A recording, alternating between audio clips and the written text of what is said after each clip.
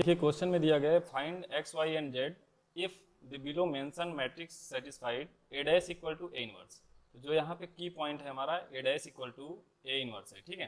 तो ए की वैल्यू दिया हुआ है, हमको बताना है यहाँ पे कि एक्स वाई और जेड की वैल्यू क्या होने वाली है।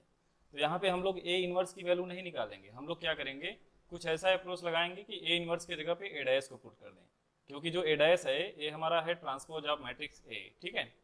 तो आपको पता है कि ए इक्वल टू क्या होता है, आई ए होता है, आई ए होता है, आई क्या होती है, आइडेंटिटी मैट्रिक्स होती है।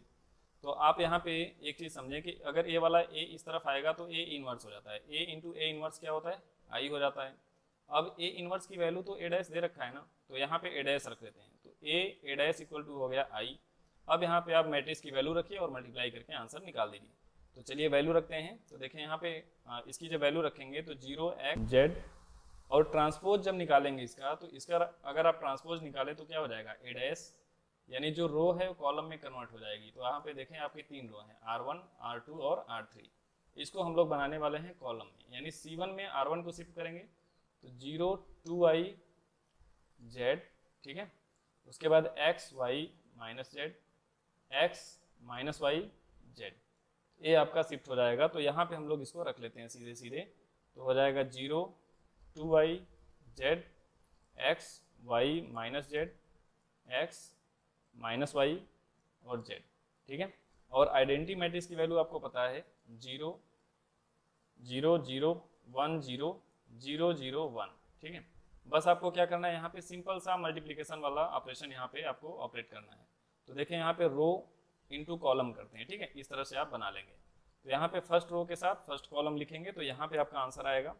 तो देख लेते हैं क्या आने वाला है, 0 का 0 मल्टीप्लाई करेंगे तो 0 प्लस 2i इंटू 2i हो जाएगा 4y square, 4y square, z into Z, Z square. फिर फर्स्ट रो का सेकेंड कॉलम के साथ मल्टीप्लाई करेंगे तो हो जाएगा 0 plus 2i square minus z square.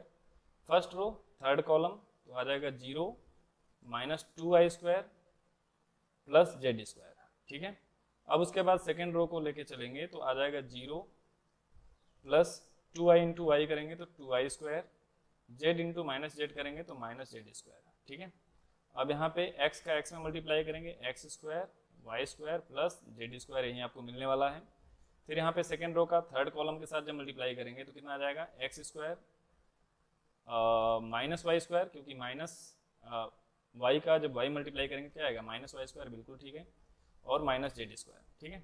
अब थर्ड रो का इस वाली रो का सारे कॉलम के साथ मल्टीप्लाई करेंगे तो क्या आ जाएगा, 0 minus 2i square minus y into z, यानी sorry minus z, z into z क्या आ जाएगा, जेड स्क्वायर आ जाएगा, ठीक है। फिर उसके बाद x इंटू एक्स करेंगे तो x square minus y square minus z square. यहाँ पे क्या मिलने वाला है, x square plus y square plus z square. तो ये आपको मल्टीप्लिकेशन करना पड़ेगा, सब कुछ मैंने डिस्कस किया हुआ है क्लास में, तो आप उसको समझ सकते हैं, ठीक है। तो देखिए 0 1 0, बस इसको आपको लिख लेना है। बस आपको सारा काम, देखिए मेन जो काम था आपका हो चुका है, बस आपको अब सॉल्व करके बताना है। तो यहाँ पे देखिए मैंने इक्वलिटी ऑफ मैट्रिसेस में बताया हुआ है कि करस्पॉन्डिंग एलिमेंट्स क्या होते हैं, इक्वल होते हैं। तो यहाँ पे आप चाहें तो इसको लिख सकते हैं किसके इक्वल, 0 के इक्वल, है ना। तो minus 2i square plus z square equal to कितना हो गया, 0। तो आप यहाँ पे कह सकते हैं कि जेड स्क्वायर इक्वल टू कितना हो गया, 2i स्क्वायर। आपका एक इक्वेशन ये बन गया, ठीक है। अब उसके बाद कोई एक और इक्वेशन हम लोग ले लेते हैं जिससे हमारा आंसर मिल जाएगा। अगर आप देखें 2i square minus z square equal to 0 भी लिखते तो भी यहाँ से वही आंसर मिलता कि z square equal to 2i स्क्वायर, ठीक है। और यहाँ से भी सेम टू सेम वही आंसर है। अब क्या करें, अब यहाँ से वैल्यू ले लेते हैं 4y square plus z square. देखिए 4y square plus z square equal to कितना है, 1 है, इधर से करस्पॉन्डिंग एलिमेंट लेंगे तो अब जेड स्क्वायर के जगह पे लिख लेते हैं 2y स्क्वायर, ठीक है। तो ये हो जाएगा 4y square plus 2y square, यानी 6y स्क्वायर इक्वल टू कितना हो गया, 1 हो गया। तो y स्क्वायर इक्वल टू कितना हो जाएगा, 1/6। तो y इक्वल टू कितना हो जाएगा, प्लस माइनस 1/√6, आप बोल सकते हैं 1/√6, ठीक है। तो आपका आंसर आ गया, y का वैल्यू आ गया। अब y की वैल्यू आप यहाँ पे रख दीजिए तो z की वैल्यू आ जाएगी, ठीक है। तो चलिए अब देखिए वैल्यू कैसे रखेंगे। यहाँ पे देखिए जब y की वैल्यू आप पुट करेंगे, y स्क्वायर की वैल्यू, तो यहाँ पे देखिए क्या मिलने वाला है, z square equal to 2, y square की जगह पे रखेंगे 1/6। तो इसको सॉल्व करेंगे तो आ जाएगा 1/3 तो z की वैल्यू कितनी आ गई, z इक्वल टू आ गया प्लस माइनस 1/√3। तो आपको z की भी वैल्यू पता चल गई और y की भी वैल्यू पता चल गई।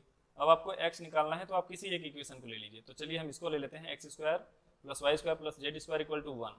तो यहाँ पे चलिए स्टार्ट करते हैं। देखें x square plus y square plus z square equal to कितना आ गया, 1 आ गया।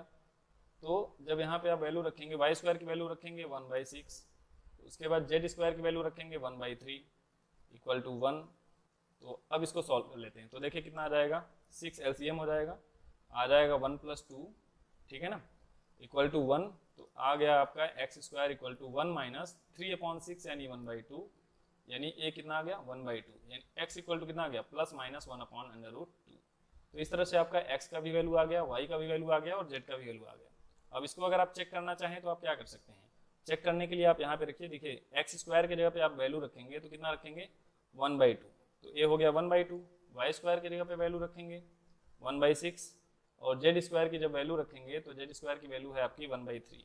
इन तीनों को ऐड करने पे 1 आना चाहिए। तो देखें एलसीएम इन तीनों का कितना आ जाएगा, एलसीएम अगर आप इन तीनों का चेक करेंगे तो 6 आएगा, ठीक है। ए हो जाएगा 3 + 1 + 2, कितना आ रहा है 6/6, यानी आंसर कितना आ जाएगा 1 आ जाएगा।